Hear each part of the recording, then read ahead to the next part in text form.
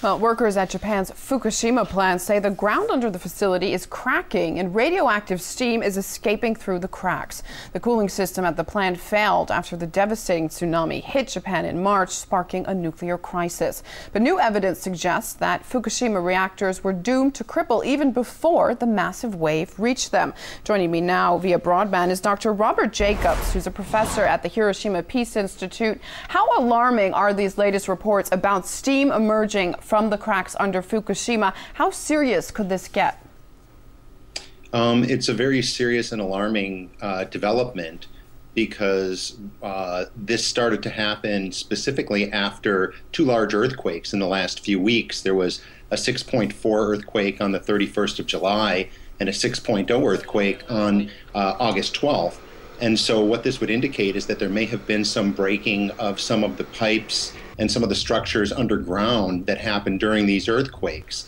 And there could be radioactive water that's venting into the soil.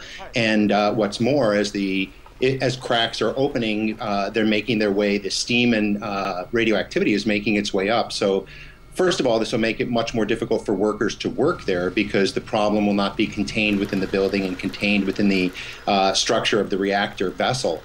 And so it's harder for workers to work in an area in which radiation is emerging from unknown and unsuspected places. And it's an indication that that radioactive material is moving under the ground.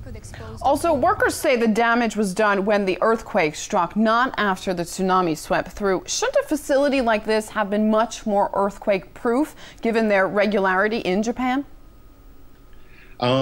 Yes. This facility, you may remember, it was designed to withstand an 8-point earthquake, and what we had was a 9-point earthquake.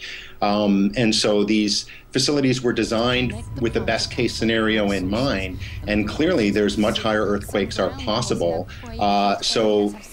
Yes, if it's the case that, there's certainly a great deal of evidence that appears to suggest that the first reactor, reactor number 1, was melting down by the time the tsunami hit.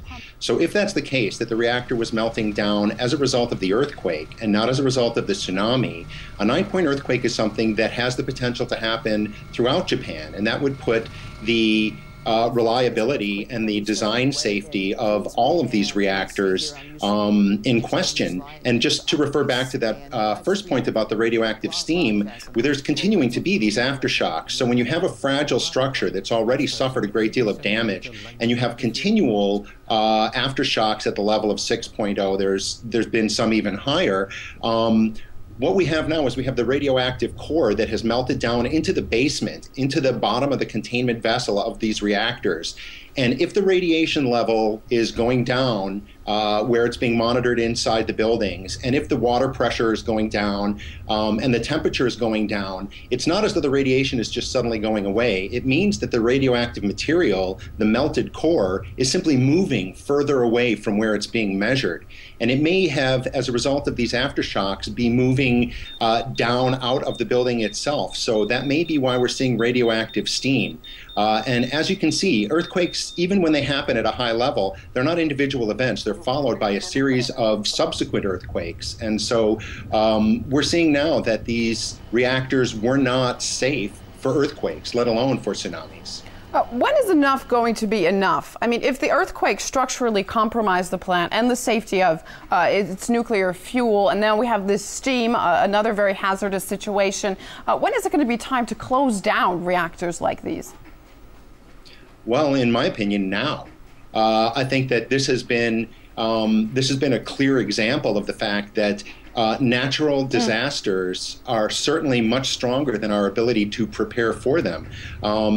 And there's all kinds of natural disasters that can strike plants. And so these reactors only function well in a perfect world in which things don't go wrong. And that's not the world we live in. So I think we need to question the viability of these reactors as a concept altogether. All right, Dr. Robert Jacobs, live via broadband with us. Thank you very much for your insight. Oh, thank you.